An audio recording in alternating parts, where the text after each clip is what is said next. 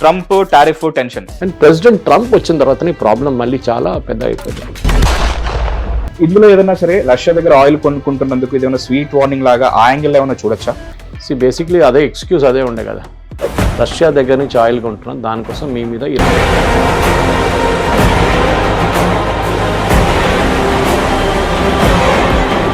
అది కాకుండా Trump about 3 నెలల ముందు చిన్నగా మార్పు తీసుకొచ్చింది, చిన్నగా చాలా పెద్ద మార్పు, ఎవరికి అనౌన్స్ చేయలేదు ఎక్కువ బయట. ఇండియా నుంచి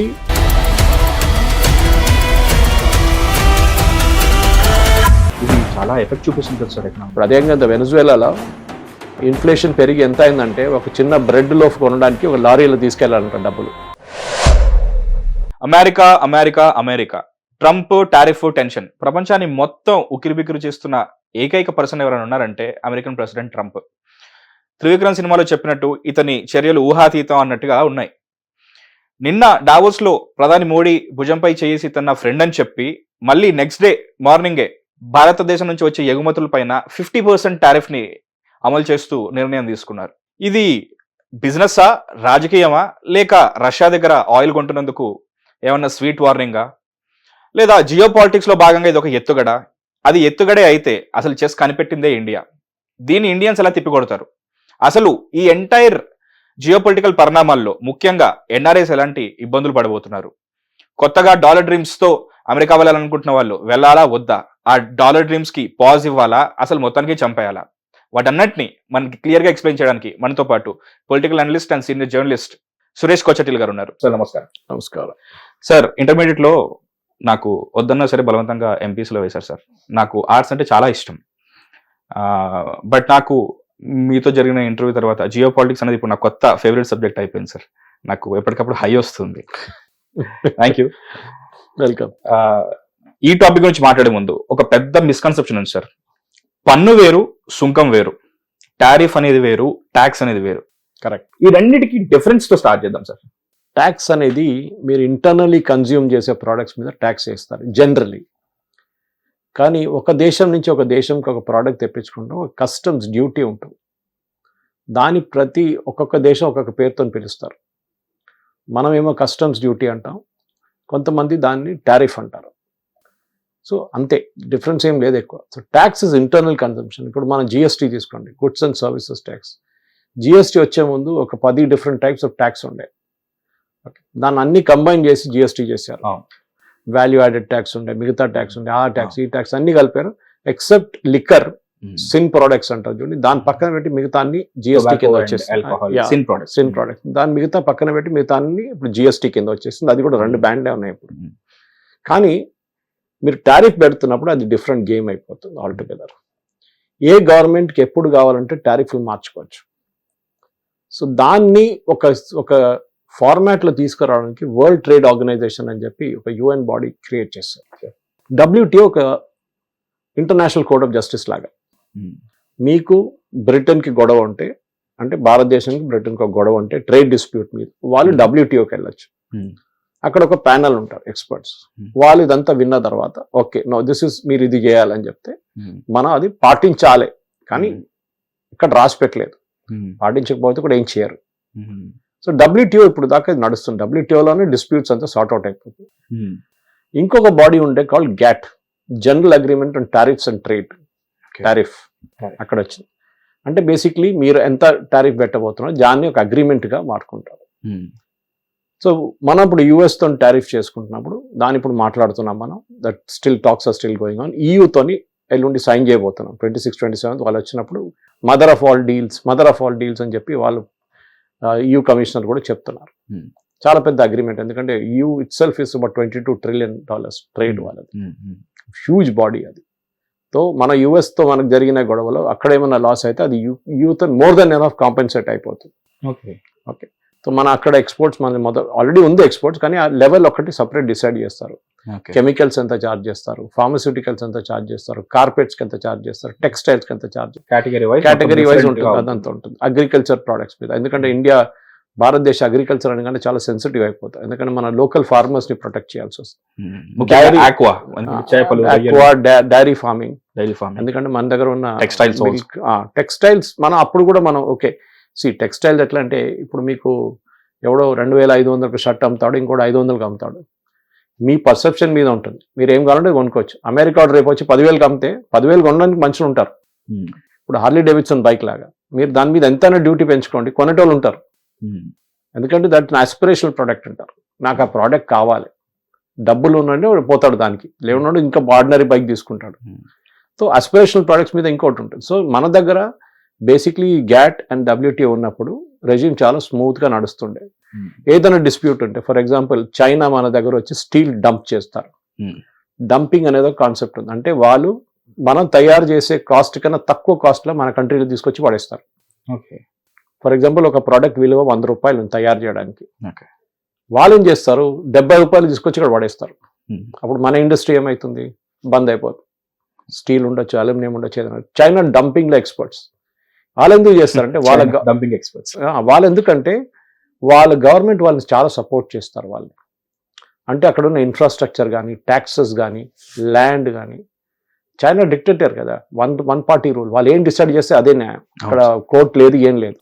మన దగ్గర అట్లా కాదు కదా, కోర్టుకి వెళ్తాడు, లేకుంటే ఇంకేదైనా డిస్ప్యూట్ మెకానిజంలో వేసిస్తాడు, అక్కడ పోతుంది అది. ఇట్లాంటి పరిస్థితి కాకుండా చైనా ఏం చేస్తారు, డంప్ చేస్తారు. మన దేశం అన్ని దేశాలు డంప్ చేస్తారు వాళ్ళు. ఇప్పుడు EV vehicles the latest dumping for them. EV vehicles, electric vehicles. ఎందుకంటే యూరోప్ లో తీసుకెళ్లి విపరీతంగా పడేస్తున్నారు. వాడు 30 లక్షలకు ఒక EV అంటే వీడెళ్ళి నాకు 15 లక్షలు ఇస్తాను తీసుకో అని చెప్తే ఎవడైనా 15 లక్షలు తీసుకుంటాడు. ముందు అవసరం అనేది సెకండరీ, తక్కువ కోసం ముందు తీసుకున్న మెంటాలిటీతో ఉన్నా సరే వచ్చి డంప్ చేసేసి తీసుకుంటారు. కరెక్ట్. ఎందుకంటే చైనీస్ ప్రొడక్షన్ అంత ఎక్కువ, వాళ్ళు ఎక్కడైనా పడేయాలి కదా తీసుకెళ్ళి. సో అక్కడ పడేస్తారు అనమాట. సో ముందు చైనీస్ ప్రొడక్ట్స్ అంతా బాగా లేకుండే క్వాలిటీలో. మనం ఎప్పుడు జోక్ చేస్తుండే ఇది 6 నెలలు మేడ్ ఇన్ చైనా 6 నెలలు పనిచేస్తుందా లేదా అని చెప్పేసి. ఇప్పుడు BYD లాంటి కార్స్ చూడండి, it is very good in quality. Indian cars కన్నా ఇప్పుడు అవి ఎక్కువగా కనబడుతున్నాయి. టెస్లా లాంటి కార్ల కన్నా ఎక్కువ అమ్మడబోతున్నాయి ఇప్పుడు. సో అట్లాంటి పరిస్థితుల్లో చైనా ఉన్నారన్నమాట. ఇప్పుడు యుఎస్కి ఏం జరిగిందంటే ఎస్పెషలీ ఈ జిమ్మీ కార్టర్ టైం నుంచి చూసుకుంటూ వస్తే మనం యుఎస్ మ్యానుఫ్యాక్చరింగ్ అన్కాంపిటేటివ్గా అయిపోయింది. నేను ఎప్పుడు ఒక ఎగ్జాంపుల్ చెప్తాను, బహుశా మీరు ఫస్ట్ టైం వింటారు నా దగ్గర నుంచి. When the plumber cost more than the tap. మీరు ఒక ట్యాప్ తీసుకొచ్చారు మీ ఇంట్లో ఫిట్ చేయడానికి, 500 రూపాయలు కొనుక్కొచ్చారు మార్కెట్ నుంచి. ప్లంబర్ని పిలుస్తాడు, వాడంటే నేను వస్తాను 1000 రూపాయలు పడితే ఫిట్ చేయడానికి అంటాడు. అప్పుడు మీరు ఆలోచిస్తారు, ట్యాప్ విలువ 500, వాడేమో 1000 రూపాయలు అడుగుతున్నాడు. ఇది యుఎస్ లో జరుగుతుంది ఇప్పుడు. మన దగ్గర ఏం చేస్తాం మనం, వాడు వస్తే సరే అని చెప్పి వాడు వచ్చినప్పుడు చిన్న 3-4 పనులు చేపించుకుంటాం. మరి అది కొంచెం గడ్డ పోయింది చూడు, ఇది కొంచెం లీక్ అవుతుంది, ఆ వాషర్ పోయిందని అది చేపించుకుంటాం. Classic Indian mentality. Okay, so మన ఓవరాల్ మన దగ్గర ఉంది. దానికోసం అర్బన్ క్లాప్ లాంటి కంపెనీస్, అర్బన్ కంపెనీ లాంటి సెటప్ చేస్తారు. ఎందుకంటే they realise there is a demand for it. So మీకు ముందే తెలిసిపోతుంది రేట్ ఇంత అని. ప్లంబర్ వస్తాడు 250, ఏసీ మెకానిక్ వస్తే ఇంత, కిచెన్ హుడ్ క్లీన్ చేయడానికి వచ్చే ఇంత, చాలా క్లియర్, బాత్రూమ్ క్లీన్. సో మీకు ఒక రేట్ డిఫైన్ అయిపోతుంది. America become an uncompetitive economy. ఎందుకంటే వారు పర్ అవర్ డాలర్ వాళ్ళకి చాలా ఎక్కువ వాళ్ళది. దానికోసం మన దగ్గర చాలా మంది అమెరికాలో వెళ్ళి పనిచేయాలంటారు. ఎందుకంటే అక్కడ వెళ్తే నాకు ఇక్కడికన్నా ఒక 20%, 30% జీతం వస్తుంది ఎక్కువ అని చెప్పేసి. ట్యాక్స్ కట్టాలి అక్కడ. హెల్త్ కేర్ ఇస్ మెస్ అమెరికాలో. మీరు ఇన్సూరెన్స్ తీసుకుంటే మీరు బతుకుతారు, లేకుంటే మీరు రోడ్డు మీద చనిపోతారు. చాలా క్లియర్. ఇండియాలో ఇగ్నోర్ చేసినట్టుగా కదా కంపల్సరీ. అక్కడ ఒక డాక్టర్ మీరు కలవడానికి వెళ్ళి నాకు చెస్ట్ పెయిన్ ఉందంటే సరే మందు వేసుకో, తర్వాత వారం తర్వాత రమ్మంటాడు. సార్ ఈసీజీ ఏం లేదు, ఇల్లు అంతే అయిపోయింది. మన దగ్గర అట్లా కాదు కదా, మన దగ్గర మొత్తం చూసుకుంటాడు. మనం whatever we criticise our health care system, still ఒక డాక్టర్ ఉంటాడు. 500 రూపాయలు ఇస్తే ఒక డాక్టర్ చూసుకుంటాడు మిమ్మల్ని, అట్లీస్ట్ నైబర్హుడ్ డాక్టర్. అది కాదు యూఎస్లో. So anyway, coming back to the story of manufacturing. యూఎస్లో మ్యానుఫ్యాక్చరింగ్ చాలా మటుకు పడిపోయింది, విపరీతంగా పడిపోయింది. సో చైనా అదే టైంలో పికప్ అయింది. We're talking of late 80s. China pickup ఏం చేశారు, చైనా ఈ మ్యానుఫ్యాక్చరింగ్లో చాలా డబ్బులు ఖర్చు పెట్టారు. ఇన్ఫ్రాస్ట్రక్చర్ క్రియేట్ చేశారు, ల్యాండ్ బ్యాంక్స్ క్రియేట్ చేశారు, ఇన్సెంటివ్స్ ఇచ్చారు కంపెనీస్కి. కంపెనీస్ ఏం చేశారు, ఇదే కార్ యూఎస్లో తయారు చేస్తే ఫర్ ఎగ్జాంపుల్ ఒక $30,000, $10,000, $20,000 తీసుకుందాం. I'm just taking a number, it's not correct. అదే కార్ చైనా అంటాడు మేము $10,000 తయారు చేసి ఇస్తా అంటారు. అప్పుడు మీరు ఎక్కడి నుంచి ఎవరి దగ్గర నుంచి కొంటారు, ఎక్కడైతే కాస్ట్ ఎఫెక్ట్ ఉందో అక్కడి నుంచి కొంటారు. సో ఇది జరుగుతుంది. దీనికన్నా ముందు జాపనీస్ వాళ్ళు మొదలు పెట్టారు, కానీ జాపనీస్ వాళ్ళు రేట్ తగ్గించలేదు, వాళ్ళ క్వాలిటీ మీద ఆడారు వాళ్ళ గేమ్. ఒక టయోటా కానీ, ఒక కార్ అయితే, లేకుంటే ఒక సోనీ లాంటి టీవీ కానీ, ఒక మ్యూజిక్ సిస్టమ్ షార్ప్ లాంటిది, ఇట్లాంటిది మీరు క్వాలిటీ మీద తీసుకున్నారు. చైనా ప్రైస్ మీద తీసుకుంటారు. చైనా ఏం చేశారంటే మొత్తం యుఎస్ మార్కెట్ ఎత్తుకెళ్ళిపోయారు. Steel also, for example steel they did the same thing. Steel also they took away the entire market. Steel లేదు ఇప్పుడు అమెరికాలో, స్టీల్ కంపెనీలు అన్ని బంద్ అయిపోయినాయి, ఉన్నాయి అక్కడెక్కడ కొన్ని. కార్ మ్యానుఫ్యాక్చరింగ్ కూడా సేమ్ అయింది. ఒక టైంలో ఫోర్డ్ లాంటి కార్ కంపెనీ మొదలు పెట్టినదంటే క్రైస్లర్ కానీ మిగతా పెద్ద పెద్ద బ్రాండ్స్ ఉన్న అమెరికా ఇప్పుడు స్ట్రగ్లింగ్ అని, ఎందుకంటే వాళ్ళు అన్కాంపిటేటివ్ అయిపోయారు. వేజెస్ అంత హై ఉంది అమెరికాలో, తగ్గించలేరు ఎందుకంటే కాస్ట్ ఆఫ్ లివింగ్ హై అయిపోయింది. So it's rock at the hard place అంటాం మన ఇంగ్లీష్ లో. So they can't escape. So ఆ పరిస్థితి నుంచి మరి టారిఫ్లు మొదలైనవి. అంటే ఇప్పుడు నేను చైనీస్ వాళ్ళు తీసుకొచ్చి నా కంట్రీలో పడేస్తే నా లోకల్ ఇండస్ట్రీని నేను ఎట్టా ప్రొటెక్ట్ చేస్తాను, అక్కడే ఈ టారిఫ్ వచ్చింది. నువ్వు తీసుకొచ్చి ఇక్కడ పడేస్తే నేను 100% డ్యూటీ పెడతాను నీ మీద. అప్పుడు నా ప్రోడక్ట్ నీ ప్రోడక్ట్ సేమ్ వాల్యూ అయిపోతుంది. అప్పుడు అమెరికన్ కన్స్యూమర్ డిసైడ్ చేస్తాడు నేను అమెరికన్ ప్రోడక్ట్ కొనాలా చైనీస్ ప్రోడక్ట్ కొనాలి. డిఫరెన్స్ లేనప్పుడు అమెరికన్ ప్రోడక్ట్ తీసుకుంటాడు. సర్వీస్ ప్రాబ్లమా ఏదైనా ఉండొచ్చు అని చెప్పి అక్కడ తీసుకుంటాడు. ఇది బేసిక్. ఇప్పుడు లోకం ఏమైపోయిందంటే WTO కూడా కొంచెం వీక్ అయిపోయారు, కొంచెం చాలా వీక్ అయిపోయారు. ఎవరు పట్టించుకోవట్లేదు వాళ్ళు ఏ జడ్జ్మెంట్ ఇచ్చినా కానీ పట్టించుకోవట్లేదు. గ్యాట్ అయితే డైడ్ లాంగ్ బ్యాక్. దాని తర్వాత ప్రతి కంట్రీ వాళ్ళ టారిఫ్లు పెట్టుకుంటున్నారు. సో మనం ఏం చేస్తాం అంటే ఫ్రీ ట్రేడ్ అగ్రిమెంట్ సైన్ చేస్తాం, మోస్ట్ ఫేవర్డ్ నేషన్స్ సైన్ చేస్తాం. ఇట్లాంటి దాంట్లో మనం డిసైడ్ చేస్తాం, ఓకే నువ్వు నాకు షుగర్ పంపిస్తున్నావా, నేను ఇంత ఛార్జ్ చేస్తా దాని మీద కస్టమ్స్ డ్యూటీ 10%, 15%. నా వైపు నుంచి నేను ఏమైనా పంపిస్తాను మీరెంత ఛార్జ్ చేస్తారు, వాళ్ళు డిసైడ్ చేస్తాం. We'll come to an agreement అనమాట. చాలా ప్రోడక్ట్స్ అది కూడా మన బలాలు బలహీనతలు మీద ఉంటుంది కదా, మనం ఏమి ఇవ్వగలుగుతాము, మనం ఏమి తీసుకోగలుగుతాము, దాని తగ్గట్టుగానే ఉంటాయి అవన్నీ. కరెక్ట్. ఎందుకంటే ఆ ప్రోడక్ట్ అక్కడ కూడా కొనాలి. అవును. ఫర్ ఎగ్జాంపుల్ మీరు ఇండియాలో తయారు చేసిన రైట్ హ్యాండ్ డ్రైవింగ్ కార్ తీసుకెళ్లి యూరోప్ లో అమ్మలేరు, అక్కడ లెఫ్ట్ హ్యాండ్ డ్రైవింగ్ ఉంటుంది. మీరు ఏం చేసుకుంటారు, మీరు అమ్మలేరు అక్కడ. So you have to create a product for that market అనమాట. And quality wise also, safety standards wise, steel అనే ఏదైనా కానీ వాళ్ళ క్వాలిటీ ఉంటుంది. ఆ క్వాలిటీ పెట్టి మీరు అమ్మొచ్చు అక్కడ మార్కెట్లో. సో ఈ టారిఫ్ వచ్చిన తర్వాతనే మనం ఈ ఒక్కొక్క కంట్రీ ఇంకో కంట్రీతో అగ్రిమెంట్ సైన్ చేయడం మొదలు పెట్టారు. ఫ్రీ ట్రేడ్ అగ్రిమెంట్ అంటారు దాన్ని. మిగతా నేను చెప్పినట్ల ఒక బైలాటరల్ అగ్రిమెంట్ ఉండొచ్చు ఏదన్నా. కానీ ప్రెసిడెంట్ ట్రంప్ వచ్చిన తర్వాతనే ప్రాబ్లం మళ్ళీ చాలా పెద్ద అయిపోయింది ఇప్పుడు. ఎగ్జాక్ట్లీ అదే అడుగుదాం అనుకుంటున్నాను సార్. ఎందుకంటే ఇప్పుడు అతను చూసారా ఇది నేను నా యుఎస్ కోసం చేస్తున్నాను అని చెప్పి సమర్థించుకోవడానికి అతనికి 100 కారణాలు ఉంటాయి. కానీ డావోస్ లో జరిగిన ఏదైతే ఆ మీటప్ ఏదైతే ఉందో అక్కడ అంత పొగిడి ప్రధాని మోడీ నా ఫ్రెండ్ అని చెప్తూనే 50% సార్, లైక్ 50% అనేది టారిఫ్ విధించడం. అంటే ఇందులో ఏదైనా సరే రష్యా దగ్గర ఆయిల్ కొనుక్కుంటున్నందుకు ఇది ఏమైనా స్వీట్ వార్నింగ్ లాగా ఆ యాంగిల్ ఏమైనా చూడొచ్చా? బేసిక్లీ అదే ఎక్స్క్యూజ్ అదే ఉండే కదా, రష్యా దగ్గర నుంచి ఆయిల్ కొంటున్నాం దానికోసం మీ మీద 25% వేస్తున్నాం. దానికన్నా ముందు 25 ఉండే, అడిషనల్ 25 ఇది. చైనా మనకన్నా ఎక్కువ క్రూడ్ ఆయిల్ కొనుక్కుంటారు రష్యా దగ్గర నుంచి. చైనా మీద విధించారా ఏమైనా? ఏం విధించలేదు, ఎందుకంటే దమ్ లేదు. అవును, చైనీస్ మీద చేశారు వీళ్ళు. దానికన్నా ముందు చైనీస్ మీద మేము 250%, 500% పెట్టిపోతాం. చైనీస్ ఏం చేశారు, rare earths and magnet supply బంద్ చేసేసారు. కథ దిగి వచ్చారు ఇమీడియట్గా యుఎస్. అరే తప్పైందన్న, సారీ మిస్టేక్ అని చెప్పేసి మళ్ళీ వాళ్ళు విత్డ్రా చేసుకున్నారు టారిఫ్ అంతా. మనకన్నా ఎక్కువ గ్యాస్ రష్యా దగ్గర నుంచి కొంటున్నది యూరోప్. వాళ్ళ మీద ఏం పెట్టలేదు వాళ్ళ మీద టారిఫ్. అమెరికా రష్యా దగ్గర నుంచి యురేనియం కొనుక్కుంటారు, ఇదే అమెరికా. వాళ్ళ మీద ఏం టారిఫ్లు పెట్టుకోలేదు. భారతదేశం ఎందుకు దొరికామంటే దే ఫీల్ దట్ మనం చాలా మట్టుకు ఆయిల్ కొంటున్నాం రష్యా దగ్గర నుంచి. ఇది బైవర్ చెప్పారు మనకు కొనమని, బైడెన్ చెప్పారు. ఫార్మర్ యుఎస్ లో మనకేం చెప్పారంటే ఇంటర్నేషనల్ ఆయిల్ ప్రైస్ రష్యా నుంచి మార్కెట్ నుంచి తీసేసినప్పుడు, రష్యాని బ్యాన్ చేసినప్పుడు price went to the roof. $90, $100 బ్యారెల్కి వెళ్ళిపోయింది. చాలా నేషన్స్ స్ట్రగుల్ చేస్తున్నారు. అప్పుడు బైడెన్ ఏమన్నారు, మీరు పని చేయండి, 2 దేశాలు ఉన్నాయి కదా ఎక్కువ కొనుక్కుంటుంది, China and India Russian oil. China వాళ్ళు అమ్మడానికి కాదు, చైనా వాళ్ళ ఇంటర్నల్ కన్జంప్షన్ కొనుక్కుంటున్నారు. చాలా హ్యూజ్ కన్జంప్షన్ ఉంది వాళ్ళకి ఆయిల్. వెనిజువేలా నుంచి మన దాకా తీసుకున్నారు వాళ్ళు. 90% Venezuelan oil was going to China. 60% oil చైనాది రష్యాకి వెళ్తుంది ఇప్పుడు ఆఫ్టర్ ద బ్యాన్. 40% మనం కొనుక్కుంటాం. సో యుఎస్ ఏమంటున్నారు, మీరు పెట్టే డబ్బులతోని వాడు బాంబులు తయారు చేసి మళ్ళీ యుక్రెయిన్ మీద వేస్తున్నాడు, దానికోసం మీ మీద టారిఫ్లు పెడుతున్నామని చెప్పి. కానీ మనం ఏం చేసాం, మనం రియాక్ట్ కాలేదు. No problem. మన కొన్ని ఎక్స్పోర్ట్స్ ఎఫెక్ట్ అయినాయి, షిమ్స్ ఎఫెక్ట్ అయినాయి, టెక్స్టైల్స్ ఎఫెక్ట్ అయినాయి, gems and jewellery effect, footwear కొంచెం ఎఫెక్ట్. కానీ మన కొత్త మార్కెట్లు చూసుకున్నాం. నవంబర్ వచ్చేదాకా మన ఎక్స్పోర్ట్స్ పెరిగింది. Where to US it's. ఏ విధంగా అది ఏమవుతుందంటే, ఫర్ ఎగ్జాంపుల్ మీరు యుఎస్ లో ఒక బాస్మతి, ఒక ఇండియన్, ఓకే, ఇండియన్ ఫ్యామిలీస్ చాలా ఉన్నారు, ఇండియన్ రెస్టారెంట్ చాలా ఉన్నారు. They contribute a lot. So మన వాళ్ళకి బిర్యానీ తయారు చేయాలి వాళ్ళ ఇంట్లో. వాళ్ళకి ఏ రైస్ కావాలి, అమెరికన్ రైస్ వాడలేరు కదా, బాస్మతి కావాలి. బాస్మతి ఎక్కడి నుంచి వస్తుంది, ఇండియా, పాకిస్తాన్ అంతే.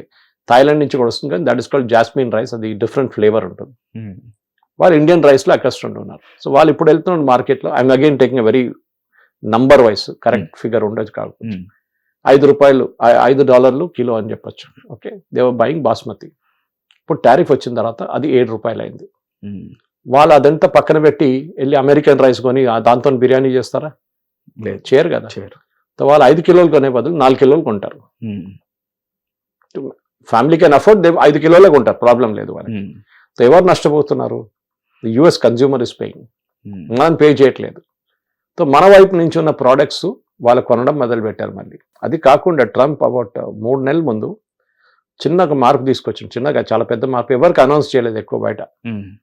ఇండియా నుంచి మనం ఎక్స్పోర్ట్ చేస్తున్న ఒక ఆల్మోస్ట్ 10 నుంచి 15 ప్రోడక్ట్స్ మీద డ్యూటీ తగ్గించేశాడు, టారిఫ్. అందులో బాస్మతి, టీ, రైస్, స్పైసెస్ మీకు ఎక్కడ దొరకదు. మీరు మిర్చి కావాలంటే మిర్చి పౌడర్, ఇండియన్ మిర్చి పౌడర్, గుంటూరు కావాలంటే గుంటూరు మిర్చి పౌడర్ కావాలి, కాశ్మీరీ కావాలంటే కాశ్మీరీ, ఇర్రీప్లేసబుల్, మణిపూరి కావాలంటే మణిపూరి, అట్లనే ఉన్నాయి. టర్మరిక్ ఉంటుంది, అది మన నిజామాబాద్ ఎక్కడి నుంచి టర్మరిక్ ఉంటుంది. అట్లాంటి చాలా మటుకు ఇండియన్ ప్రొడక్ట్స్ డ్యూటీ తగ్గించేశాడు. ఎందుకంటే వాళ్ళ కాన్స్టెంట్, వాళ్ళ కన్జ్యూమర్స్ కంప్లైంట్ చేయడం మొదలు పెట్టారు. మా బడ్జెట్ అంతా పోతుంది మొత్తం, మేము ముందు $2,000 నడిపించుకొని ఇప్పుడు మాకు $3,000 అయిపోతుంది, మా ఫ్యామిలీ నడిపించడం లేకపోతుంది. మీరు అంటే పొలిటీషియన్స్ ఎప్పుడు వాళ్ళ మాట వింటారు, ఇలా కాన్స్టెంట్. సో ఇమీడియట్గా తగ్గించేశాడు. ఇది ఇట్లా జరుగుతున్నాడు. మన మీద 50% వేస్తే మనం రియాక్ట్ కూడా కాలేదు. కొన్ని దేశాలు ఏం చేశారు, డెస్పరేట్గా వెళ్ళి వాళ్ళ కాలు మీద పడి, అన్న ప్లీజ్ రక్షించండి, ఏం చేయమంటారు, అన్ని మేము పంపించి అన్ని దానికి 0%. కానీ మేము పంపించింది 15, 20 ఉంటుంది, 1 వే అయిపోయింది మొత్తం. వాళ్ళు ఏం చేయలేకపోయి. వియట్నాం కానీ, థాయిలాండ్ కానీ, ఇట్లాంటి దేశాలకి అంత ఎకానమీ, పెద్ద ఎకానమీ కాదు వాళ్ళ రూపీ వాల్యూ కూడా, ఐ మీన్ వాళ్ళ కరెన్సీ వాల్యూ కూడా చాలా, కరెన్సీ వాల్యూ ఇప్పుడు మన వాల్యూ కరెన్సీ పడిపోయింది అంటారు ఇండియన్ కరెన్సీ. ఇంటర్నేషనల్ మార్కెట్లో చూస్తే dollar is becoming more weaker. Okay, de-dollarisation నడుస్తుంది, అది సపరేట్ కాన్సెప్ట్ ఇంకోటి. వేర్ పీపుల్ కంట్రీస్, మనం ఇరాన్తో డీల్ చేస్తున్నప్పుడు ముందు వీఆర్ యూజింగ్ ఇరానియన్ కరెన్సీ. తర్వాత వాళ్ళు అన్నారు కరెన్సీ మేము మార్చలేకపోతున్నాం ఇండియన్ రూపీని, మీరు పని చేయండి, మాకు బియ్యం ఇచ్చేసేయండి అన్నారు. ఇంత క్రూడ్ ఆయిల్ తీసుకొని ఇంత బియ్యం వేయండి, మాకు తక్కువ ఉంది మా దగ్గర supply, barter system. Then Russia దగ్గర వెళ్ళినప్పుడు వాళ్ళ రూబుల్స్ ఇచ్చేసేయండి, మాకు ప్రాబ్లం లేదు, మేము ఎక్స్చేంజ్ చేసుకుంటాం ఎక్కడైనా. So we started paying in roubles. So ఏమైపోయిందో డాలర్ని పక్కన పెట్టేశాం. అదర్వైజ్ అమెరికా పని ఏంటి, డాలర్ ప్రింట్ చేసి లోకంలో పంపిస్తూనే ఉంటారు వాళ్ళు. ప్రతి ఇర్రెస్పెక్టివ్ ఆఫ్ మన దగ్గర ఎట్లయితే లైక్ గోల్డ్ అంతా పెట్టలేరు వాళ్ళు, ఇప్పుడు చేయట్లేదు వాళ్ళు. Last 5 years are not doing it. ఇది చాలా ఎఫెక్ట్ చూపిస్తుంది కదా సార్ ఎకనామిక్. ఇప్పుడు అదేవిధంగా వెనజువేలాలో ఇన్ఫ్లేషన్ పెరిగి ఎంత అయిందంటే, ఒక చిన్న బ్రెడ్ లోఫ్ కొనడానికి ఒక లారీలో తీసుకెళ్లాలంట డబ్బులు, అన్ని నోట్లు తీసుకెళ్తే ఒక బ్రెడ్ లోఫ్ వస్తుంది. ఇంకో న్యూస్ కూడా చూసాను సార్, వెనిజువేలాలో బంగారం, ఇప్పుడు కేజీ బంగారం $13 సంథింగ్, ఆ లెవెల్ కి పడిపోయిందని కూడా వచ్చింది బికాస్ ఆఫ్ ఈ ఇన్ఫ్లేషన్ కారణం కదా సార్. సో అదేంటారు, సో బంగారం కాదు, మిగతా ప్రొడక్ట్స్, నార్మల్ ప్రొడక్ట్స్ మనుషులు తినలేకపోతున్నారు, తాగలేకపోతున్నారు. బంగారం చాలా ఫార్, అది ముందు బేసిక్ నెసెసిటీస్ తిండి. ఇప్పుడు ఇరానియన్ కరెన్సీ చూడండి, ఆల్మోస్ట్ 0 అయిపోయింది డాలర్ కి విలువ. So it is absolutely nothing, worth nothing అన్నమాట. దానికోసం అక్కడ ఎంత పెద్ద కూడా నడుస్తుంది. సో ట్రంప్ మన మీద టారిఫ్లు వేశారు, మనం ఏం చేసాం, ఏం చేయలేదు, వీ డిడ్ంట్ రియాక్ట్. మనం టారిఫ్, వాళ్ళ మీద టారిఫ్లు పెట్టలేదు. మనం అన్నారు మీరు పంపించుకోండి, మా ప్రజలు కావాలంటే కొంటారు. ఇప్పుడు అమెరికా నుంచి యాపిల్ వచ్చిందని చెప్పి పరిగెత్తుకుంటే వెళ్ళి షాప్లో కొన్నాడు ఎవడు, వాడు చూస్తాడు ఇండియన్ యాపిల్ మన ఇంటి పక్కన రోడ్డు మీద అమ్ముతున్న యాపిల్ చీప్ ఉంటుందా, అమెరికన్ సూపర్ మార్కెట్కి వెళ్ళి, మాల్కి వెళ్ళి అమెరికన్ యాపిల్, కెనడియన్ యాపిల్ బాగుంటుంది, మనం ఎక్కడ కావాలంటే మేము కొనుక్కుంటాం, ప్రైస్ మీద ఉంటుంది, క్వాలిటీ మీద ఉంటుంది. ఇది జరుగుతుంది. సో ట్రంప్కి ఏంటంటే ఇప్పుడు ఏం బేసిక్లీ ప్రతి దేశం వాళ్ళని చీట్ చేశారు. America has been cheated last 50-100 సంవత్సరాల నుంచి. మీరందరూ అమెరికా మీద బతుకుతున్నారు. ఐటీ కంపెనీలు అన్ని అమెరికన్ కంపెనీస్ కోసం పనిచేస్తున్నారు, వాళ్ళ డబ్బులు సంపాదిస్తున్నారు. అమెరికన్ వర్కర్స్కి మీరు రోజుకి $100 ఇవ్వాలంటే మీరు $50 పెట్టి ఇండియన్ వర్కర్స్తో H1Bలు పని చేయించుకుంటున్నారు.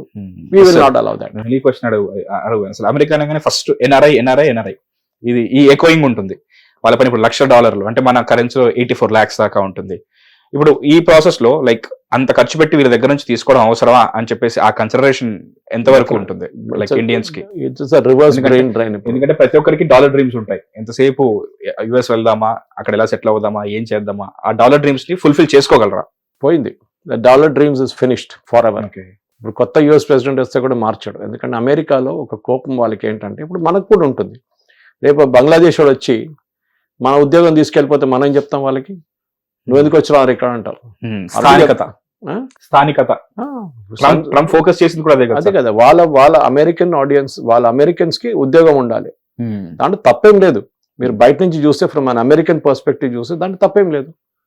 అమెరికా ఏమంటున్నారు, మా ప్రజలకి మేము ఉద్యోగం, మా పిల్లలు కాలేజ్ నుంచి పాస్ అవుట్ అయితే ఉద్యోగం రావట్లేదు, నువ్వు వచ్చి ఆఫ్ ద రేట్లో పనిచేస్తున్నావు. యాక్చువల్లీ మా అమెరికన్ కంపెనీస్ వాళ్ళతో పని చేయించుకుంటున్నారు H1Bలో దాంట్లో దీంట్లో. అది నడవకూడదు.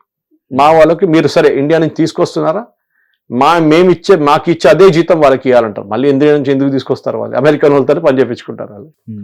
సో ఇదొక ఫ్రాడ్ జరిగింది డెఫినెట్ గా. H1B was even today's news paper ఒక పెద్ద కేసు ఉంది, వేర్ H1B ఫ్రాడ్ రెండు తెలుగు కంపెనీస్ ని US లో పట్టుకున్నారని చెప్పేసి. తెలుగు స్పీకింగ్ కంపెనీస్ అన్నమాట, Telugu setup Telugu speaking people. So ఇది ప్రాబ్లం. సో ఈ టారిఫ్ లో వాళ్ళేం ఏం చేస్తున్నారంటే మా ఇండస్ట్రీస్ ని ప్రొటెక్ట్ చేయాలి, మీరు బయట నుంచి తీసుకొచ్చి ఇక్కడ డంప్ చేయకండి. రెండవది, మేము మీకు పంపించినప్పుడు మీరు చాలా హై చార్జ్ చేస్తున్నారు. ట్రంప్ ఎప్పుడు హార్లీ డేవిడ్సన్ ఎగ్జాంపుల్ తీసుకుంటాడు. ఇప్పుడు కాదు, ఈవెన్ ఫస్ట్ టర్మ్ లో కూడా చెప్పాడు, ఇండియా హార్లీ డేవిడ్సన్ మీద 200%, 250% వేస్తున్నాడు. కాస్ట్ కన్నా సరే ఇది ఎక్కువ ఉంది సార్, టాక్సెస్ ఎక్కువ ఉన్నాయి. సో మనం ఏం చెప్పామంటే దాకా ఆస్పిరేషనల్ ప్రొడక్ట్ నేను చెప్పాను, కావాలంటే కొనుక్కుంటాడు. నువ్వు 10 లక్షలు కాదు 20 లక్షలు ఛార్జ్ కొనుంటూ ఉంటాడు దాన్ని. సో అది సింబల్ ఆఫ్ రిచ్నెస్ లాగా, అలా షో ఆఫ్ లాగా ఒక ప్రోడక్ట్. సో అరే నేను ఒక ఛానల్ నుంచి వస్తున్నాను, ఇంకో ఛానల్ నుంచి అక్కడ బయటికి నిలబడుతున్నప్పుడు ఊబర్ కోసం వెయిట్ చేస్తున్నాను నేను. ఒక పొరోడ్ వచ్చిండు, అక్కడ పనిచేస్తున్న పొరోడ్ వచ్చిండు, వాడు వచ్చింది హార్లీ డేవిడ్సన్ బైక్ మీద. అప్పుడు నేను ఆలోచించాను, వాడు హార్లీ డేవిడ్సన్ బైక్ మీద వస్తున్నాడు, ఇక చిన్న ఛానల్లో పనిచేస్తున్నాడు, వాడు ఏం చెప్తారు, వాడు శాలరీ ఎంత ఉంటుంది, వాడు హార్లీ డేవిడ్సన్ ఎందుకు పెట్టుకున్నాడు, అంతే ఆస్పిరేషనల్ ప్రోడక్ట్. వాళ్ళ అమ్మ నాన్న కొనిచ్చి ఉంటారు, he could not afford it himself, but that is not the point. The point is aspirational product. అది బియ్యం కాదు, గోధుమలు కాదు, షుగర్ కాదు, which are essential, this is non essential. So anyway, so Trump ఈ టారిఫ్ పెట్టాడు మన మీద, మన ఎక్స్పోర్ట్స్ అక్కడికి తగ్గిపోయింది. కానీ నవంబర్ దాకా మనం రికవర్ అయ్యాం. దాని తర్వాత మనం ఏం చేస్తాం, దానికన్నా ముందే మోదీ గారు ఏం చెప్పారు, మిగతా కంట్రీస్ లో కూడా ఎక్స్పోర్ట్ చేయడం మొదలు పెట్టండి, యూరోప్ కి. So we signed deal with UK, వాళ్ళతోనే ఒక ఒప్పందం పెట్టుకున్నాం. అక్కడికి చాలా ప్రోడక్ట్స్ అక్కడ పోయింది. UAE తోనే మనకు టైఅప్ ఉంది ఆల్రెడీ. మనం already very close with UAE. మనం మొన్న కూడా వాళ్ళ షేక్ అంతా మన దగ్గరకు వచ్చేవాళ్ళ, ప్రెసిడెంట్ అంతా మన దగ్గరకు వచ్చారు. UAE is major trading post. మూడోది చైనా ఉన్నారు, చైనా కూడా అమ్మడం మొదలు పెట్టారు. రష్యా అని చెప్పారు, మీరు అమెరికా ఏమేమి రిఫ్యూజ్ చేశారు అంతా మాకు ఇచ్చేసేయండి, మేము తీసుకుంటామన్నారు. ఎందుకంటే మా కోసం మీరు కష్టపడుతున్నారు, మేము మిమ్మల్ని హెల్ప్ చేస్తున్నారు. ఇప్పుడు ఆ పాయింట్ లో కూడా ఇదేంటి, నేను ఒక ఎత్తుగడ వేస్తే దానివల్ల మీరు ఇంకా ఫ్రెండ్స్ అయిపోతున్నారు అని చెప్పేసి ఇంకేమైనా కొత్తగా. అది SCO సమిట్ లో జరిగింది కదా, వాళ్ళు ముగ్గురు నిలబడి మాట్లాడుతున్న photo, Xi Jinping, Putin and Modi కలిసి నిలబడి నవ్వుకుంటూ మాట్లాడుతున్న ఫోటో చూసి ట్రంప్ కి డెఫినెట్ గా కోపం వచ్చి ఉంటుంది. అప్పుడు ఆయన చెప్పారు కూడా, we have driven India into the arms of the Chinese. అంటే మేము తెలిసిపోయింది వాళ్ళు చేసిన తప్పని తెలిసిపోయింది. కానీ ఎగ్జాక్ట్లీ ఆపోజిట్ కావాలనుకున్నారు అమెరికా. అంటే చాలా సంవత్సరాల నుంచి సక్సెసివ్ అమెరికన్ గవర్నమెంట్, ఒబామా ఉండొచ్చు, క్లింటన్ ఉండొచ్చు, బైడెన్ ఉండొచ్చు, బుష్ ఉండొచ్చు, వీళ్ళందరూ ఏమేంటంటే భారతదేశాన్ని రష్యా అండ్ చైనా నుంచి బయటికి తీసుకురావాలి. రష్యా నుంచి ఎప్పుడో మనం క్లోజ్ ఉన్నాం, మన ఆయుధాలన్నీ అక్కడి నుంచే కొంటాం, మన ఎయిర్క్రాఫ్ట్ అక్కడి నుంచే కొంటుండే మనం. తర్వాత చైనీస్ క్లోజ్ అయిపోయారు, చైనీస్తో మనం గొడవ జరిగినప్పుడు మళ్ళీ మనం బిజినెస్ బంద్ చేసాం, మళ్ళీ అది గల్వాన్ అంతా అయిపోయిన తర్వాత మళ్ళీ ఇప్పుడు రీసెటిల్ చేసుకున్నాం. చాలా మటుకు చైనీస్ కంపెనీలు మనకు కావాలి, ఎందుకంటే మన టెలిఫోన్ మ్యానుఫ్యాక్చరింగ్ లో మనకి ఇప్పుడు కూడా ఇండిజనైజేషన్ తక్కువ, మన దేశంలో తయారు చేసిన ప్రోడక్ట్స్ తక్కువ. ఈ మొబైల్ ఫోన్ కవర్ ఒకటి ఉంటుంది, ఆల్సో మన ఏషియన్ కంట్రీ అయినందుకు కొంచెం డిస్టెన్స్ పరంగా అడ్వాంటేజ్ కూడా ఉంటుంది సార్. అంటే టచ్ స్క్రీన్ ఉంది ఫర్ ఎగ్జాంపుల్ మొబైల్, అది మనం తయారు చేయలేదు, అక్కడి నుంచి వస్తాయి. సో అక్కడి నుంచి చిన్న చిన్న స్క్రూల నుంచి అన్ని అక్కడి నుంచి వస్తున్నాయి అన్నమాట. ఇప్పుడు ఎవ్రీ మంత్ మనం దాన్ని రీప్లేస్ చేస్తున్నాం, ఇండియన్ కంపెనీస్ తయారు చేస్తున్నాం, టైం పడుతుంది అది. ఇప్పుడు పాసిబుల్లీ బహుశా 65 ఎంత ఉంది ఇండిజనైజేషన్, 35 ఇప్పుడు కూడా చైనా తెప్పించుకుంటున్నాం. చైనీస్ టెక్నీషియన్స్ కి వీసా ఆఫర్ చేస్తే అది పెద్ద ఇష్యూ అయిపోయింది, వాళ్ళు వచ్చి సెటప్ చేయాలి కదా అదంతా, మనం వాళ్ళు వచ్చి సెటప్ చేయట్లేదు, మన ప్రొడక్షన్ ఆగిపోయింది దాంతో. ఇట్లాంటి చాలా ఇష్యూస్ వచ్చింది అనమాట. సో వాళ్ళే అమెరికా ఏమేంటంటే ఇండియాని దూరం తీసుకెళ్ళడం ఫ్రమ్ చైనా అండ్ రష్యా. కానీ దీంతో ఏమైంది, దీని ఆపోజిట్ ఎఫెక్ట్ జరిగింది. ఇప్పుడు మనం చైనాతో క్లోజ్ అయిపోయినా, రష్యాతో ఆల్రెడీ క్లోజ్ ఉన్నాం మనం. ఇప్పుడు మోదీ అన్న, వీళ్ళు ట్రంప్ అన్న ఇంకా కొనుక్కుంటే ఇంకా ఇస్తాను మీ మీద అని చెప్పారు, రష్యన్ ఆయిల్ కొనుక్కుంటే. మనం కొనుక్కుంటున్నాం, ఏం చేయట్లేదు, తగ్గించాం కొంచెం, కానీ we're not stop buying it totally. Jaishankar garu చాలా బాగా చెప్పారు, మన ఫారిన్ మినిస్టర్, దేశానికి మా దేశానికి ఏం బాగుపడుతుంది మేము అది తీసుకుంటాం, you cannot dictate to us. మాకు క్రూడ్ ఆయిల్ తక్కువ రేట్లో దొరుకుతుంటే మేము పంప్స్లో తక్కువ రేట్లు అమ్మగలము, లేకుంటే మేము 150 రూపాయలకి అమ్మాలి పెట్రోల్, మేము 100 రూపాయలకి 110 రూపాయలకి అమ్మగలుగుతున్నాం, ఎందుకంటే మేము రష్యా దగ్గర నుంచుకొని ప్రాసెస్ చేస్తున్నాం. మన ఇంకో ట్రిక్ ఆడాం, అది దానికన్నా పెద్ద ట్రిక్ ఉండే, బైడెన్ చెప్పిన ట్రిక్ మనం ఆడాం. అంటే ఏంటి, రష్యా దగ్గర నుంచి ఆయిల్ తీసుకొచ్చి మన దగ్గర జామ్నగర్ కానీ మిగతా ప్లేస్లో ప్రాసెసింగ్ చేసి, మ్యాంగ్లూర్లో ప్రాసెసింగ్ చేసి యూఎస్కి అమ్మాం మనం రష్యన్ ఆయిల్. ఆలోచించండి, యూఎస్ బ్యాన్ పెట్టారు రష్యన్ ఆయిల్ మీద, ఎవరు కొనుక్కోకూడదు అంటే మనం వాళ్ళకి అమ్మాం తీసుకెళ్ళి. సో ఇది ఇంకో మ్యాటర్, ఎందుకంటే వాళ్ళు అంటున్నాడు sorry it is Indian oil, it is India నుంచి వస్తున్న డీజిల్, ఇండియా నుంచి వస్తున్న పెట్రోల్, సో మేమేం చేయాలి, యూరోప్కి అమ్మాం మనం. ఎందుకు యూరోప్, లాస్ట్ యుక్రెయిన్ కూడా అమ్మాం నవంబర్ దాకా. తర్వాత యుక్రెయిన్ తెలిసింది అది రష్యన్ డీజిల్ తీసుకొచ్చి రష్యన్ క్రూడ్ ఆయిల్ ప్రాసెస్ చేసి డీజిల్ మాకు అమ్ముతున్నారు, ఆ డబ్బులు తీసుకెళ్లి రష్యాకి ఇస్తున్నారు, రష్యా మా మీద బాంబు వేస్తున్నారు. ఇండైరెక్ట్లీ మన మీద మనమే ఫండింగ్ చేసుకుంటున్నాం అది. సో వాళ్ళకి తెలిసిపోయింది. So this is what the tariff is all about game. దీంట్లో ఇప్పుడు ప్రతి దేశం ఇంకో దేశంతో ఒప్పందం చేసుకుంటున్నారు, మనం కూడా అమెరికాతో మాట్లాడుతున్నాం. ఇప్పుడు కూడా అది ఫైనలైజేషన్ స్టేజ్కి రాలేదు, ఎందుకంటే అమెరికాకి చాలా మటుకు మన అగ్రికల్చర్ ఫీల్డ్ ఓపెన్ చేయమంటున్నారు, మనం రెడీ కాదు. We are not ready to open our agriculture దగ్గర. మన ఫార్మర్స్ని ప్రొటెక్ట్ చేయాలి మనం. రైస్ ఉండొచ్చు, ఫ్రూట్స్ ఉండొచ్చు, మిల్క్ ఉండొచ్చు, మీరు చెప్పినట్లు ఎక్కువ ఉండొచ్చు, ఇట్లాని ప్రొటెక్ట్ చేయాలి దీన్ని. వాళ్ళు ఈ చైనీస్ లాగా వాళ్ళు వచ్చి డంప్ చేయడం మొదలు పెడితే మనం ఏం చేయలేము. అమెరికన్ అగ్రికల్చర్ చాలా ఎఫిషియెంట్, వాళ్ళ మెకనైజేషన్ చాలా హై లెవెల్లో. మన దగ్గర బహుశా పంజాబ్ లాంటి స్టేట్స్లో మెకనైజేషన్ చాలా బాగుంది, కానీ ప్రొడక్టివిటీ అప్పుడు కూడా అక్కడ ఎక్కువ లేదు. Productivity is very high in America. So వాళ్ళ కాస్ట్ తగ్గిపోతుంది పర్ యూనిట్. ఓకే, వాళ్ళ డాలర్ టర్మ్స్ చూస్తే అప్పుడు కూడా ఎక్స్పెన్సివ్, కానీ స్టిల్ ఇట్స్ లెస్. సో వాళ్ళు రేపు వచ్చి సోయాబీన్ డంప్ చేయడము, మేజ్ డంప్ చేయడం మొదలు పెడితే మన లోకల్ ఇండస్ట్రీ దెబ్బతింటుంది, మన ఫార్మర్స్. అది పొలిటికలీ చాలా సూసైడల్ అయిపోతుంది, ఏ గవర్నమెంట్ అయినా కానీ. ఫార్మర్, ఎందుకంటే 65% మంది మన ఇప్పుడు కూడా ఇండియాలో ఫార్మింగ్ మీద డిపెండ్ అవుతారు, పొలాల్లో పనిచేస్తారు. అట్లాంటి ఒక ఇండస్ట్రీ, అట్లాంటి ఒక సెక్టర్ని మీరు నెగ్లెక్ట్ చేయలేరు. చేస్తే ఆ గవర్నమెంట్ రేపు ఉండదు. సో దానికోసం మనం టారిఫ్ని కొంచెం తగ్గించి మాట్లాడుతున్నాం, కానీ ఫైనలైజ్ చేయలేదు ఇంకా. సార్, ఈ డిస్కషన్లో మీరు ఇప్పటికీ ఒక 2-3 సార్లు బైడెన్ గురించి మాట్లాడారు సార్. ఇఫ్ కొంచెం హిస్టరీ చూసుకుంటే గనక బైడెన్ కానీ అంతకుముందు చేసిన వాళ్ళు కెనడా నుంచి చూసుకున్నా సరే, when it comes to only Trump, ఎందుకు ఇతను ఇంత తిక్కతిక్కగా చేస్తుంటాడు? అండ్ ఆల్సో ఇంకొక థియరీ ఉంది, రీసెంట్గా జరిగిన ఇంకో వీడియోలో కూడా మనం మాట్లాడాం. ఏ అమెరికన్ ప్రెసిడెంట్ కూడా 2 సార్లకు మించి మనలాగా 5 సంవత్సరాలు కాకుండా వాళ్ళకి 4 సంవత్సరాలే ఉంటుంది ఆ టర్మ్. ఆల్రెడీ ఇది సెకండ్ టర్మ్లో 1 సంవత్సరం అయిపోయింది, హార్డ్లీ ఇంకో 3 years ఉంటాడు. ఇతన్ని వెళ్ళిపోయే వరకు భరిస్తే చాలు అని కొందరు అనుకుంటున్నారు. But there are speculations, there are theories, ఇతను రాజ్యాంగాన్ని మార్చి 3rd టైం కూడా ఇతను వచ్చే విధంగా తను సవరణ చేస్తున్నాడు. ఎందుకంటే నాకు నోబుల్ ఇవ్వాలి అని అడిగిన వాడు ఎందుకు చేయడు అని కూడా అంటున్నారు సార్. చేయలేరు, అది అమెరికాలో జరగదు, అదొకటి ఉంది. ఎందుకంటే మన గవర్నమెంట్ వాళ్ళ గవర్నమెంట్ చాలా డిఫరెంట్. ఈవెన్ మనం కూడా మార్చలేము. మన దేశంలో ఆఫ్ కోర్స్ రెస్ట్రిక్షన్ లేదనుకోండి, వాళ్ళ దాంట్లో లేదు. అది కావాలంటే ఆయన చెంచాను ఒకటి పెట్టుకుంటాడు, అదొకటి ఉంటుంది. ఇప్పుడు రేపు జేడీ వాన్స్ లాంటి వాళ్ళు పెట్టుకుంటాడు, వాడు నా మాట వింటాడు. కానీ ఒకసారి ఆయన చేసి ఆ కుర్చీ మీద కూర్చున్నాడు, ఆయన మారిపోతాడు. నువ్వు ఎవరు అని అడుగుతాడు రేపు తిరిగి. అమెరికన్ ప్రెసిడెంట్ అని కుర్చీకి ఉండే పవర్ అది. సో ప్రెసిడెంట్ ట్రంప్ అది చేయలేదు. సో ఇప్పుడు కొన్ని దేశాలు ఏమంటున్నారంటే, ఈయన ఉన్నదాకా భరిస్తాం, ఏం చేయాలి, ఓకే అప్పుడు దాకా నడిపించుకుందాం, దీని తర్వాత మనం చూపిద్దాం మన పవర్. కానీ మొన్న డావోస్లో జరిగిన మీటింగ్లో ట్రంప్ ఎందుకు దిగి వచ్చాడు కిందకంటే, గ్రీన్లాండ్ ఇష్యూలో ఇదే జరిగింది. యూరోప్ ఏమన్నారు, మీరు మా మీద గ్రీన్లాండ్ మేము సీజ్ చేసుకుంటాం, మేము మిలిటరీ ఫోర్స్ యూజ్ చేసుకుంటాం అంటే, మేము అందరు కలిసి మీ దగ్గర నుంచి వచ్చే ఎక్స్పోర్ట్ మీద టారిఫ్ పెట్టేస్తాం. ఎందుకంటే దానికన్నా ముందు అమెరికన్ ప్రెసిడెంట్ ట్రంప్ ఏమన్నారంటే, మీరు పట్టించుకోకపోతే గ్రీన్లాండ్ మీ మీద టారిఫ్ అయిపోతున్నాం, 100%, 200% అన్ని చెప్పాడు, ఏదో ఫిగర్లు చెప్పాడు. సో వీళ్ళేమన్నారు యూరోప్ అంటే, మేము మీతో ఒక ఒప్పందం చేసుకున్నాం, వాళ్ళు సైన్ చేసుకున్నారు టారిఫ్ డీల్.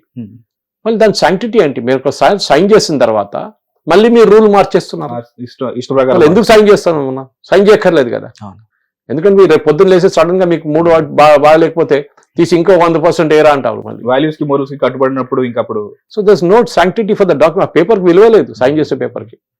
సో ఇమ్మీడియట్ గా స్టాక్ మార్కెట్ క్రాష్ అయింది, అమెరికన్ స్టాక్ మార్కెట్. వాళ్ళకి తెలిసిపోయింది అమెరికాలో ఉన్న ప్రోడక్ట్స్ యూరోప్లో అమ్మలేము, యూరోప్ నుంచి పంపించే ప్రోడక్ట్స్ అమెరికన్ కంపెనీస్ లో వాడుకుంటారు చాలా మటుకు, కాస్ట్ డిఫరెన్స్, అది మనం కొనలేము. మళ్ళీ మన చైనా దగ్గర మిగతా వాళ్ళ దగ్గర వెళ్ళాల్సి వస్తుంది, మళ్ళీ మన ఇండస్ట్రీ మొత్తం దెబ్బతింటుంది, 6 నెలలు పడతాయి రికవర్ కావడానికి. మొత్తం స్టాక్ మార్కెట్ క్రాష్ అయింది. As he was standing on the stage Davos లో.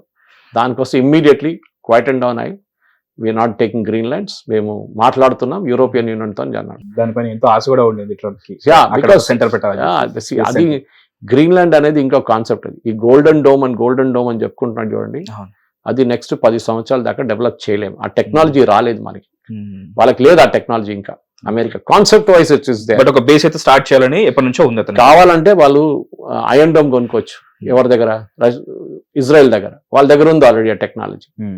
కానీ ఇప్పుడు అమెరికాని ఎవరు అటాక్ చేయరు. అమెరికాకి ఒక పారనోయ ఉంది. రష్యా యుక్రెయిన్ మీద దాడి చేశారు, రేపు మా మీద కూడా చేయొచ్చు. ఓకే, గోల్డెన్ డోమ్ పెట్టుకుంటే అయిపోతుంది. గోల్డెన్ డోమ్ మీరు గ్రీన్లాండ్ లో పెట్టుకుంటారు, ఇటువైపు నుంచి ఫైర్ చేస్తే, అలాస్కా వైపు నుంచి ఫైర్ చేస్తే ఏం చేస్తారు? అక్కడ రష్యా ఇటువైపు కూడా ఉంది కదా. అలాస్కా రష్యన్ టెరిటరీ ఉండే, వాళ్ళు అమ్మేసుకున్నారు 1800s లో అమెరికాకి. సో రేపు ఇటువైపు నుంచి ఫైర్ చేస్తే అక్కడ గోల్డెన్ డోమ్ పోతుంది. అప్పుడు గ్రీన్లాండ్ లేదు కదా, గ్రీన్లాండ్ ఇటువైపు ఉంది. ఇది ప్రాబ్లం. సో ఒక పారానాయిడ్ ఏం చెప్తారు ప్రెసిడెంట్, ఆయన స్టేజ్ మీద వెళ్ళి గ్రీన్లాండ్ బదులు ఐస్లాండ్ అని చెప్పాడు 5 సార్లు. ఎందుకు రాని వల్ల వాళ్ళ ప్రెస్ సెక్రటరీ అడిగితే అక్కడ ఐస్ ఉంది కదా చాలా, దానికోసం ఐస్లాండ్ అన్నాడు. ఒక అమెరికన్ ప్రెసిడెంట్ అట్లా అయిపోయింది. ఇంకోటి కాన్సెప్ట్ కూడా అండి, మీరు అది అబ్జర్వ్ చేస్తారో లేదో, డ్రగ్స్ గురించి మాట్లాడాడు, ఫార్మస్యూటికల్స్. ఏమన్నా అంటే మా దగ్గర నేను 100% తగ్గించాను రేట్స్ అన్నారు. ఫార్మస్యూటికల్ ప్రొడక్ట్స్ ని, prescription drugs, schedule H drugs, doctor prescribe చేస్తేనే ఇస్తారు ఆ మెడిసిన్స్. కొన్ని మెడిసిన్స్ మనం ఓవర్ ద కౌంటర్ డోలో లాంటి మెడిసిన్స్ చెప్తే ఆడు ఇచ్చేస్తాడు, ప్రిస్క్రిప్షన్ అడగాడు.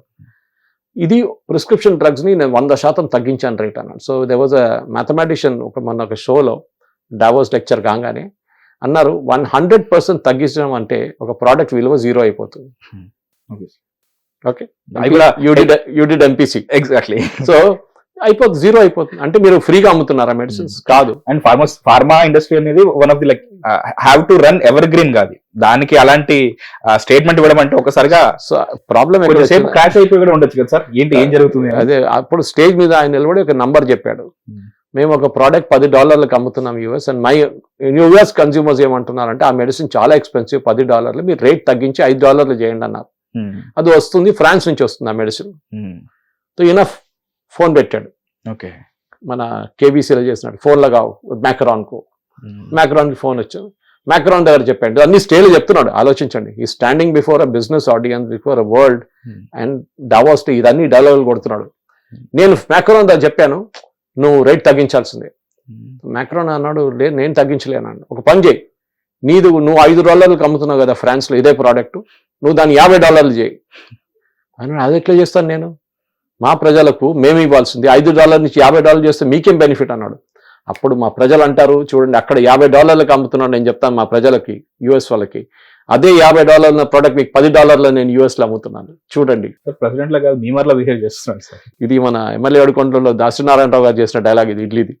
ఇదే పరిస్థితి. ఆల్రెడీ $10 ఉంది ఇక్కడ, దాన్ని తగ్గించడానికి అడిగితే మీరు రేట్ పెంచి మీ రేట్ తక్కువ అని చూపిస్తున్నారు. ఇప్పుడు కూడా అమెరికన్ కన్స్యూమర్ 10 వేస్తున్నారు. సో ఇమీడియట్లీ ఫ్రెంచ్ పెద్దగా ఉందంటే పక్కన ఒక పెద్ద గీత గీసినట్టు. అదే మ్యాథమెటిక్స్ లో ఒకసారి మనకు కాంటెస్ట్ లో ఉంటుంది ఇది. So immediately French medical sector వాళ్ళు రియాక్ట్ అయ్యారు. ఫార్మస్యూటికల్ సెక్టర్ వాళ్ళు అన్నారు, మేము ఎప్పుడు రేట్ పెంచలేదు, ఈయన రేట్ మేము లాస్ట్ 10 సంవత్సరాల్లో రేట్ ముట్టలేదు. మా దగ్గర డ్రగ్ కంట్రోల్ అథారిటీ అనే అథారిటీ ఉంది, మన దేశంలో కూడా ఉన్నది. Where they decide the cost of the drugs annually, they will decide based on a patent, non patent, of patent అన్ని చూసి వాళ్ళు ఇస్తారనమాట, మీ ప్రొడక్షన్ కాస్ట్ అంతా. ఇది ఉంది మా దగ్గర. అసలు మేము రేట్ ఎక్కడ పెంచలేదు. What Trump is saying is totally wrong. ఆలోచించండి, మీరు ఒక ప్లాన్డ్ గా నోటికి వచ్చింది మాట్లాడేస్తూ, యూ కాంట్ డూ దాట్. ఒక రోజు పిల్లి తెల్లదంటారు, నెక్స్ట్ డే అంటారు అదే పిల్లి నల్లదంటారు. ఇది ఏంటిది? యూ డిసైడ్ వన్స్ ఫర్ అది నల్లదా తెల్లదని. మీరు అది కాదు గ్రే అంటే okay will accept grey colour అని. అది లేదు ఇది లేదు అన్ని మాట్లాడుకుంటూ పోతే ఆ స్టేజ్ మీద వెళ్ళి ఆయన అట్లా నోటికి వచ్చి ఏది వచ్చినట్టు వాగుతూనే వెళ్తున్నాడు. ఇది హిస్టరీలో ఫస్ట్ టైం కదా సార్ ఒక అమెరికన్ ప్రెసిడెంట్ ని ఇంత కామెడీగా తీసేసుకోవడం కూడా. ఎందుకంటే ఇంతకుముందు ఎప్పుడూ జరగలేదు. That might be Biden, that might be Kennedy, ఆ తర్వాత మధ్యలో వచ్చిన ఇంకెవరైనా కానీ. ఎందుకంటే వీళ్ళందరూ కంపేర్ చేస్తున్నది మిగతా హెడ్స్ ఆఫ్ స్టేట్ తో. అక్కడ చాలా మంది మాట్లాడారు, కార్నీ మాట్లాడారు కెనడా నుంచి, ఈయన జర్మన్ ఛాన్సలర్ మాట్లాడారు, యుఎస్ నుంచి కొంతమంది న్యూసమ్ ఆయన మాట్లాడారు, వన్ ఆఫ్ దర్ గవర్నర్స్. ఇదందరూ చేశారు. వీళ్ళు ఈయన మాట్లాడారు, ఫ్రెంచ్ మ్యాక్రాన్ మంచి సన్ గ్లాసెస్ వేసుకొని మాట్లాడారు. ఆయన మీద కూడా జోక్ కట్టారు, సన్ గ్లాసెస్ ఎందుకు వేసుకున్నారు, ఆయనకు యాక్చువల్గా ఐ ఇన్ఫెక్షన్ ఉండే, దానికోసం సన్ గ్లాసెస్ వేసుకున్నాడు. ఇప్పుడు ఏమైందంటే ఆ సన్ గ్లాసెస్ కంపెనీ విలువ ఆల్మోస్ట్ 40% పెరిగిందంట వాళ్ళది మార్కెట్ షేర్ సడన్ గా ఈ గ్లాసెస్ పేరు మీద. ఆలోచించండి ఎట్లంటే బెనిఫిట్ ఎవరికి వస్తుంది అనేది. సో ట్రంప్ అనే ఒక వ్యక్తి ఒక స్టెబిలిటీ లేదు ఆయనకి, especially when you're American president మీకు స్టెబిలిటీ ఉండాలి. మీరు చెప్పిన మాటకి ఎలిగెన్స్ క్యారీ చేయాలి ఫస్ట్ ఆఫ్ ఆల్. ఒక మీరు ఇవాళ చెప్పిన మాట yes I'm stand by it అని చెప్పాలి. అది కాకుండా నేను ఇవాళ చెప్పాను, నేను ఎప్పుడు చెప్పాను, నేను చెప్పలేదు అట్లా. చిన్నపిల్లలు అంటారు చూడండి కొట్లాడినప్పుడు, ఏం చెప్పలేదు అట్లా, నేను సరే చెప్తే చెప్పిందే అంతే, నాకు గుర్తులేదు అంతే. కానీ ఇప్పుడు 200% రేపటి నుంచి పొద్దున్న నుంచి మీరు ఎట్లా ప్లాన్ చేస్తారు, కంపెనీలు ఎట్లా ప్లాన్ చేస్తారు, అవుట్పుట్ ఎట్లా ప్లాన్ చేస్తారు, కన్స్యూమర్స్ ఎట్లా రియాక్ట్ అవుతారు, ఏం లేదు ఆయనకి.